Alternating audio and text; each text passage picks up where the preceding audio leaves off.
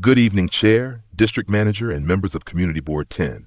Thank you for the opportunity to present Harlem World Cup Welcome Corridor and Youth Employment Initiative, led by the Harlem Resurrection Initiative.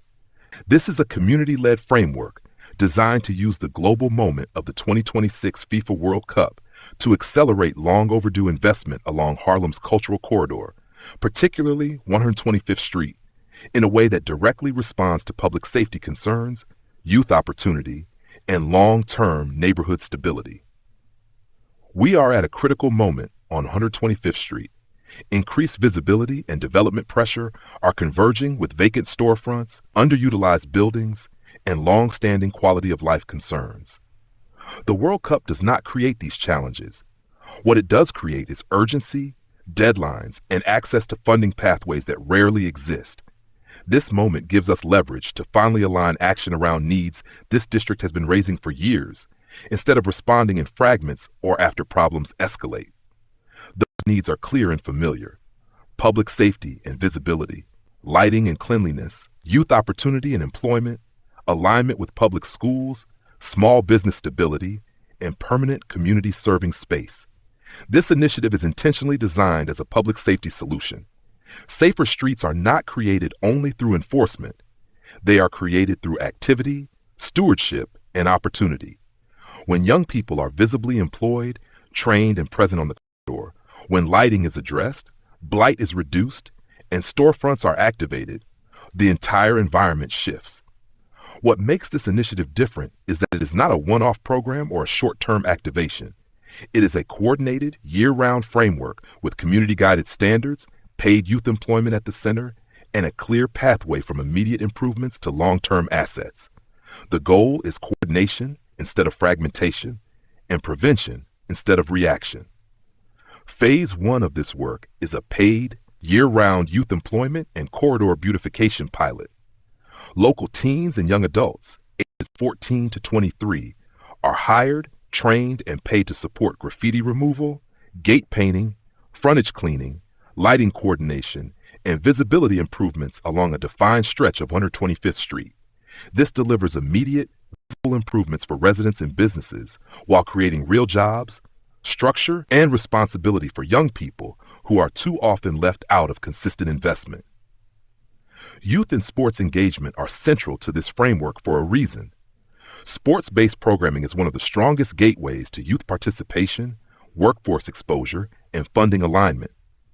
This initiative connects physical activity, teamwork, and leadership to real-world job pathways tied to events, facilities, and neighborhood operations. It also allows for related programming that supports older residents and other vulnerable community members, ensuring engagement, inclusion, and connection rather than isolation.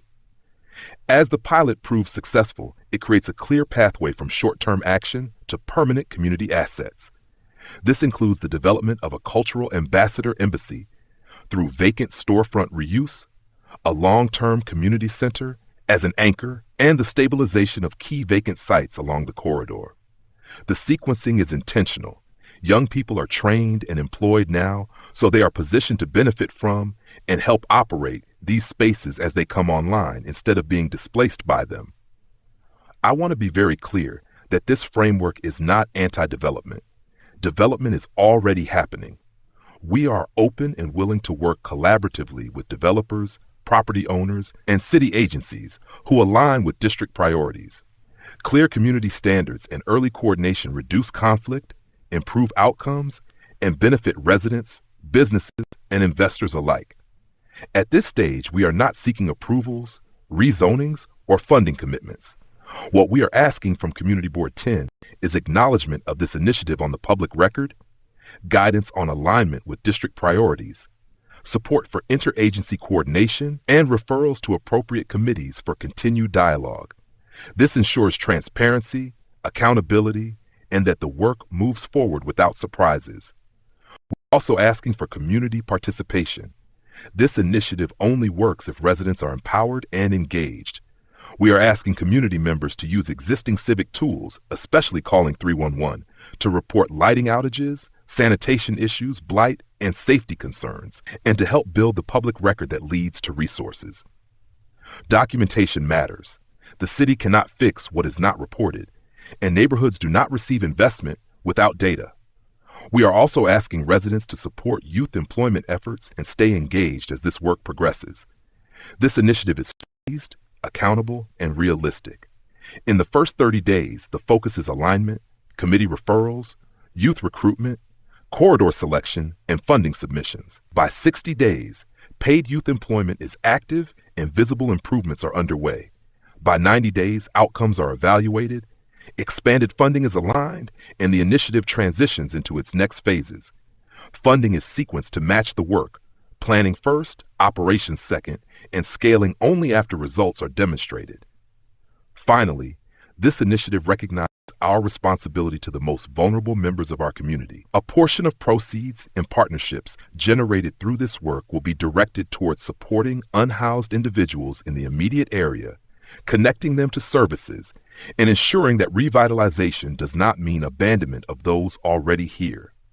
In closing, this initiative is about using a global moment to accelerate overdue investments so that Harlem's young people, businesses, residents, and vulnerable neighbors benefit first and benefit long after the moment has passed.